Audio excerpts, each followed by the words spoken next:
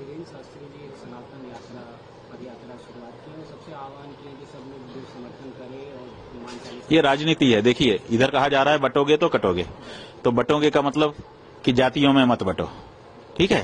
तो जातियों में ना बटे हिंदू जनता, एक मुश्त हमको वोट देती रहे, ये जो यहाँ के नेता की भावना है, उस भावना को जनता के बीच में ले जाने के लिए धीरेन्द्र शास्त्री को मोहरा बनाया गया। इसीलिए वो जो सनातन यात्रा कर रहे हैं, वो नारा क्या लगा रहे हैं? नारा लगा रहे हैं जात पात की करो विदाई और हिंदू हिंदू भाई भाई।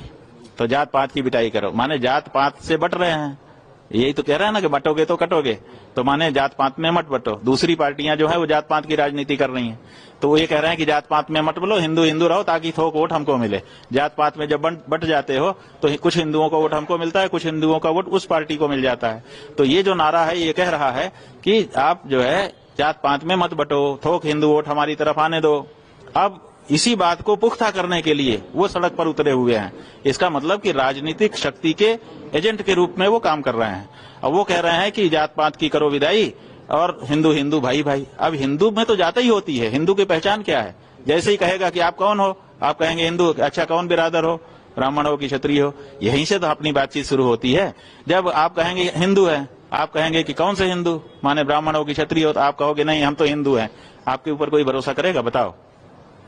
आप अगर अपनी बहन का विवाह करने गए हो, जिसके घर में गए हो उसके यहाँ जाके पूछोगे क्यों भाई, आप तो हिंदू तो बट नेचुरल हुआ ही है। आप उससे पूछेंगे कौन बिरादर हो, वो कहेगा कि हम तो हिंदू हैं। आप विवाह कर पाओगे? नहीं कर पाओगे। क्यों? क्योंकि वो हमारी परंपरा है, हमारे यहाँ वर्णाश्रम का विचार है।